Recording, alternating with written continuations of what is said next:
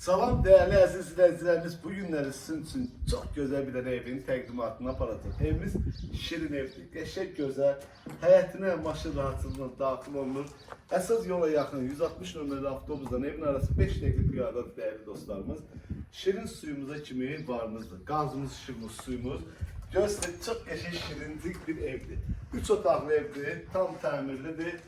Qiyməti də münasib qiymətə deyilir. İnşallah daxil oluruq evin içərisində, sizi tanış edeyim.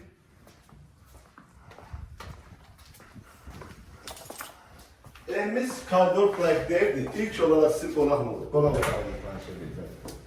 Değerli izləyicilərimiz, gördüğünüz kimi qonaq otağımızda qəşəng, şirin, gözəl, sərgəli, keyfiyyətlə tikilmiş bir evdir. Buna bizim televizyon şəbəkəsi yığılan bir yerdir.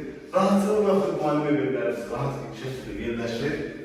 Burada ise bizim qapılarımız da qəşəng qapılardır, yəni keyfiyyətli qapılardır. Burada bizim mətbəximizdir. Mətbəximiz də qəşəng, genişdir. Mebelimizi qoyulmaq üçün oturmaq üçün yerimiz mövcuddur burada. Bu hissədə bizim belə bir yataq otağıdır, yəni uşaqlar üçün uşaq otağı değerli izləyicilərimiz. Aboylar da zövq üçün qurulubdur, çox gözəldir. Burada bizim kilit yataq otağımızdır değerli dostlarımız. Bu hissədə isə bizim sanitar və sanitär boşaltı aksesuarları kimi hər bir şey qoyulubdur dostlarımız.